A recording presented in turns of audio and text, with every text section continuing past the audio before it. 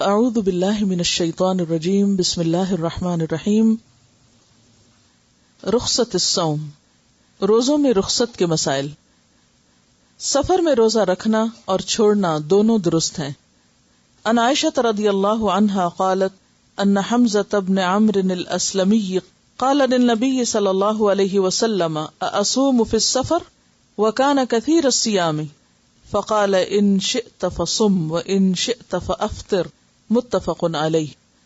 حضرت عائشہ رضی اللہ عنہا سے روایت ہے کہ حمزہ بن عمرو الاسلمی نے نبی اکرم صلی اللہ علیہ وسلم سے پوچھا کیا میں سفر میں روزہ رکھوں، اور وہ کثرت سے روزے رکھنے والے تھے، یعنی عام دنوں میں بھی نفلی روزے کثرت سے رکھتے.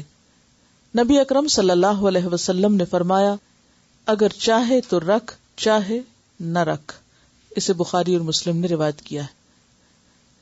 تو اس سے کیا پتہ چلتا ہے کہ اگرچہ سفر میں روزہ چھوڑنے کی رخصت ہے، لیکن اگر کوئی شخص آسانی سے رکھ سکتا ہو تو وہ رکھ لے، یعنی رکھنا منع نہیں ہے.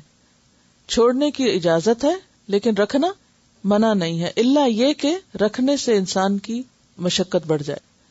عن ابی سعید الخدری قال غزونا مع رسول اللہ صلی اللہ علیہ وسلم لست عشرۃ مضت من رمضان فمنا من صام ومنا من افطر فلم يعب الصائم على المفطر ولا المفطر على الصائم. رواہ مسلم. حضرت ابو سعید خدری رضی اللہ عنہ سے روایت ہے کہ ہم 16ویں روزے نبی اکرم صلی اللہ علیہ وسلم کے ساتھ جہاد کے لیے نکلے. ہم میں سے بعض لوگوں نے روزہ رکھا اور بعض لوگوں نے چھوڑ دیا. نہ روزہ داروں نے بے روز پر اعتراض کیا، نہ بے روز نے روزہ دار پر اعتراض کیا. اسے مسلم نے روایت کیا. تو اس سے کیا پتہ چلتا ہے؟ چونکہ سفر میں روزے کے چھوڑنے کی اجازت ہے، اس لیے ایک سفر میں جبکہ صحابہ آپ صلی اللہ علیہ وسلم کے ساتھ تھے، بعض نے روزہ رکھا اور بعض نے نہیں، تو کسی نے بھی دوسرے کو حقیر نہیں جانا اور اس پر اعتراض نہیں کیا، اور کسی نے بھی دوسرے کے بارے میں کوئی ایسا کمنٹ نہیں دیا. ہمارے ہاں کیا ہوتا ہے عام طور پر، اگر ایک معاملے میں دو لوگوں کی رائے مختلف ہو تو وہ ایک دوسرے کو معاف نہیں کرتے. ہر ایک کیا سمجھتا ہے کہ وہ زیادہ بہتر ہے، وہ زیادہ درست ہے، وہ زیادہ صحیح کام کر رہا ہے، اور دوسرا اس سے کم درجے کا ہے. تو ہاں، جو یہ سمجھے وہ خود بخود اپنا درجہ کم کر لیتا ہے، ورنہ اللہ تعالیٰ کی دی ہوئی رخصت سے فائدہ اٹھانے والا بھی اللہ ہی کے حکم پر عمل کر رہا ہوتا ہے. تو عبادت میں اصل چیز کیا ہے؟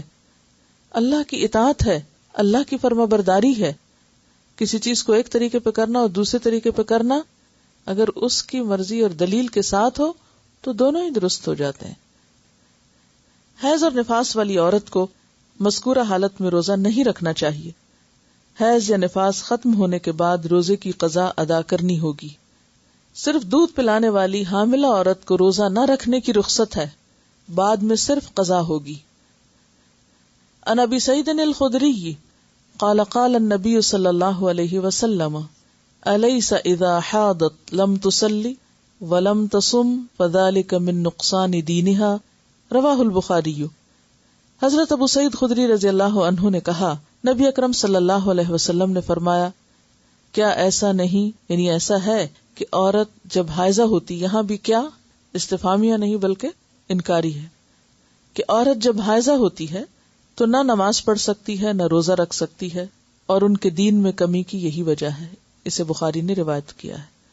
یعنی بہرحال انسان جب ایک عبادت نہیں کر رہا ہوتا تو اس کی کمی تو واقع ہو رہی ہوتی. ہاں، یہ کمی پوری کہاں سے ہوتی؟ دوسری طرف جس سبب سے وہ روزہ نہیں رکھ رہی، مثلا دودھ پلانے کی وجہ سے، تو وہاں دودھ پلانے کا جو اجر ہے وہ اس کو الگ طور پر مل رہا ہے.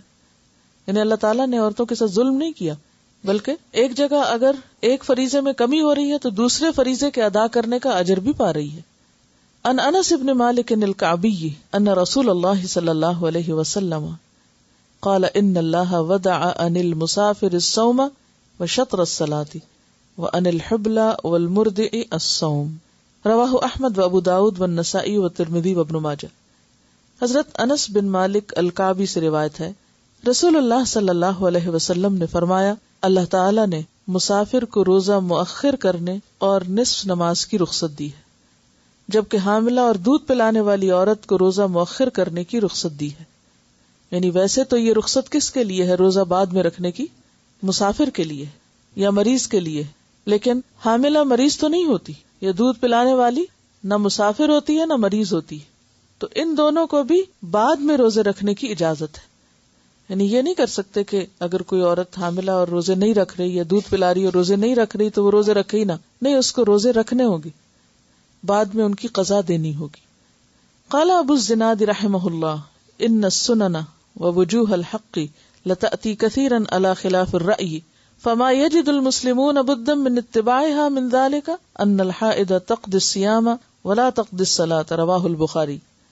حضرت ابو الزناد رحمہ اللہ کہتے ہیں مسنون اور شرعی احکام بسا اوقات رائے کے برعکس ہوتے ہیں. رائے کے برعکس ہونے کا مطلب کیا؟ یعنی انسان کی عقل یا اس کی خیال کے یا خواہش کے خلاف ہوتے ہیں، لیکن مسلمان پر ان احکام کی پیروی کرنا لازم ہے. انہی احکام میں سے ایک یہ بھی ہے کہ حائضہ روزوں کی قضا تو دے، یعنی حائضہ عورت روزوں کی قضا تو دے لیکن نماز کی قضا نہ دے. اسے بخاری نے روایت کیا ہے. وجہ کیا ہے؟ کیونکہ نماز ہر مہینے انسان چھوڑتا ہے تو اس میں بار بار ان کو پورا کرنا ایک مشکل کام ہے، لیکن روزہ سال میں ایک بار ہے تو اس کی قضا دی جا سکتی. پھر دونوں عبادتوں کی جو کیفیت ہے وہ بھی مختلف ہے، اور ویسے اصل حکمت تو اللہ ہی کو پتا ہے، ہم نہیں جانتے، لیکن ہم تو بظاہر اگر کوئی ایک بات سمجھ میں آتی ہے تو اسے سوچ سکتے ہیں، ورنہ تو اصل کیا ہے؟ اطاعت، اتباع، فرما برداری. روزہ رکھ لو، رکھ لیا، کہا چھوڑ دو، چھوڑ دیا.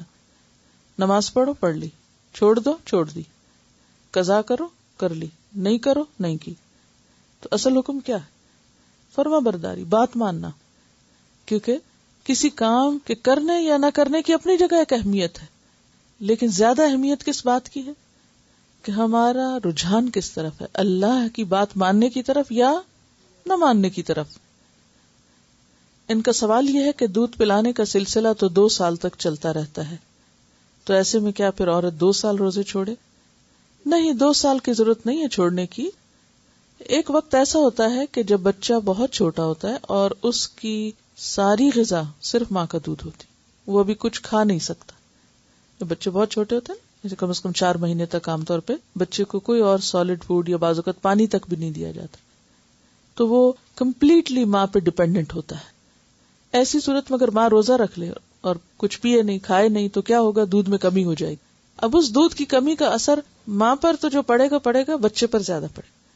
اور بچے کی وہ ایج جو تھی گروئنگ ایج ہوتی، اگر غذا پوری نہ ملے تو وہ ساری زندگی کے لیے سفر کر سکتا ہے. تو ایسے میں اس وقت تو ماں روزہ چھوڑ دے تاکہ بچے کو دودھ پورا ملے. لیکن بچہ جب 1 سال کا ہو جاتا ہے اور بھی چیزیں کھانے پینے لگتا ہے تو دودھ ایک اضافی غذا ہو جاتی. تو ایسی صورت میں جب وہ اور دودھ بھی پی لیتا ہے یا اور چیز بھی کھا لیتا ہے اور ساتھ ماں کا دودھ بھی لے رہا ہے، تو اور اس میں کچھ کمی بھی ہو گئی تو بھی اس سے اتنا فرق نہیں پڑے گا. تو ایسی صورت میں ماں پھر روزے رکھ لے، یا پھر سارے نہ چھوڑے، ایک رکھ کے ایک چھوڑ دے. تو یہ انڈیویجولز پہ ڈیپینڈ کرتا ہے. اور بعض اوقات بعض مائیں چھوٹے بچوں کے ساتھ بھی روزے رکھتی ہیں اور روزے کے ساتھ بھی ان کے دودھ میں کمی نہیں آتی، ان کی ہمت زیادہ ہوتی، تو اس میں بھی یہ صرف رخصت ہے، حکم نہیں ہے کہ بالکل روزہ نہ رکھے. جیسے سفر میں چاہے تو رکھ لے چاہے تو چھوڑ دے، اسی طرح اس حال میں اگر وہ سمجھتی کہ وہ رکھ کے کام چلا سکتی تو روزہ رکھ لے. سفر یا جہاد میں دشواری کے پیش نظر روزہ ترک کیا جا سکتا ہے، اور اگر رکھا ہو تو توڑا بھی جا سکتا ہے، اس کی صرف قضا ہوگی، کفارہ نہیں. عن ابن عباس رضی اللہ عنہما ان رسول اللہ صلی اللہ علیہ وسلم خرج الى مکہ فی رمضان فصام فلما بلغ القدید افطر فافطر الناس متفق علیہ. حضرت عبداللہ بن عباس رضی اللہ عنہ سے روایت ہے کہ نبی اکرم صلی اللہ علیہ وسلم رمضان کے مہینے میں مکہ کی طرف چڑھائی کے ارادے سے نکلے. جب مقام قدید پر پہنچے تو آپ نے روزہ توڑ دیا اور لوگوں نے بھی روزہ توڑ دیا، یعنی آپ کو دیکھ کر. اسے بخاری اور مسلم نے روایت کیا. یعنی مسافر نے اگر روزہ رکھا لیکن دوران سفر اس کو محسوس ہوا کہ اس کی طبیعت ناساز ہو رہی ہے یا سفر دشوار ہو رہا ہے یا تکلیف ہو رہی ہے اس کے روزے کی وجہ سے، اس کو تو روزہ توڑ بھی سکتا. اور ویسے تو روزہ توڑنے کا کفارہ کیا؟ 2 مہینے کے مسلسل روزے رکھنا، لیکن ایسی صورت میں وہ اس کے بدلے میں ایک ہی روزہ رکھے. اسی طرح اگر کوئی بیمار ہے، اس نے روزہ رکھ لیا اور درمیان دن کے، یا بیمار نہیں، صحت مند تھا، صبح ٹھیک تھا، اس نے روزہ رکھا اور اچانک دوپہر کو طبیعت خراب ہو گئی، اب اس کو دوا چاہیے یا ضرورت ہے اس کو کچھ کھانے کی، تو ایسی صورت میں وہ اپنی بیماری کی وجہ سے کیا کر سکتا ہے؟ روزہ کھول سکتا ہے۔ یعنی جان بوجھ کے روزہ توڑنا اور معنی رکھتا ہے، اور مجبوری میں یا ضرورت میں روزہ کھولنا دوسرے معنی رکھتا ہے، یا اس کا حکم دوسرا ہوگا۔ بڑھاپا یا ایسی بیماری جس کے ختم ہونے کی توقع نہ ہو، اس کی وجہ سے روزہ رکھنے کی بجائے فدیہ ادا کیا جا سکتا ہے۔ ایک روزے کا فدیہ ایک مسکین کو 2 وقت کا کھانا کھلانا ہے۔ عن ابن عباس رضی اللہ عنہما قال رخص للشیخ الکبیر ان یفطر ویطعم عن کل یوم مسکینا ولا قضاء علیہ، رواہ الدارقطنی والحاکم۔ حضرت ابن عباس سے روایت ہے کہ بوڑھے آدمی کو روزہ نہ رکھنے کی رخصت دی گئی ہے، لیکن وہ ہر روزے کے بدلے ایک مسکین کو کھانا کھلائے اور اس پر کوئی قضا نہیں۔ اس حکم کے بارے میں 2 آرا ہیں، ایک تو یہی جو آپ نے یہاں پڑھی کہ 2 وقت کا کھانا، اور دوسری رائے کیا ہے؟ 1 وقت کا کھانا۔ افضل یہی ہے کہ 2 وقت کا انسان کھلا دے تاکہ دوسرے کا بھی کچھ بن جائے۔ ایسے تمام امور جن میں روزے کی رخصت ہے، مثلا بیماری، سفر، بڑھاپا، جہاد، عورت کے معاملے میں حمل اور دودھ پلانے والی وغیرہ کے ہوتے ہوئے بھی کوئی شوق سے روزہ رکھ لے لیکن بعد میں روزہ نہ نبھا سکے تو روزہ توڑ دینا چاہیے، اس صورت میں صرف قضا ہوگی۔ عن جابر بن عبد اللہ رضی اللہ عنہما قال کان رسول اللہ صلی اللہ علیہ وسلم فی سفر فرأى زحاما ورجلا قد ظلل علیہ فقال ما هذا فقالوا صائم فقال ليس من البر الصوم في السفر متفق علیہ۔ حضرت جابر بن عبداللہ رضی اللہ عنہ فرماتے ہیں رسول اللہ صلی اللہ علیہ وسلم نے دوران سفر لوگوں کا ہجوم دیکھا، یعنی کسی جگہ لوگ اکٹھے ہوئے پڑے، لوگ ایک آدمی پہ سایہ کیے ہوئے تھے۔ رسول اللہ صلی اللہ علیہ وسلم نے پوچھا کیا بات ہے، یہاں کیا ہو رہا ہے؟ لوگوں نے عرض کیا روزہ دار ہے۔ آپ نے فرمایا دوران سفر روزہ رکھنا نیکی نہیں ہے، اسے بخاری اور مسلم نے روایت کیا ہے۔ یعنی اپنی جان پر زیادہ ضرورت بوجھ ڈالنا اور مشقت میں پڑنا یہ کوئی نیکی کی بات نہیں ہے۔ لا یکلف اللہ نفسا الا وسعها۔ السلام علیکم ورحمۃ اللہ وبرکاتہ۔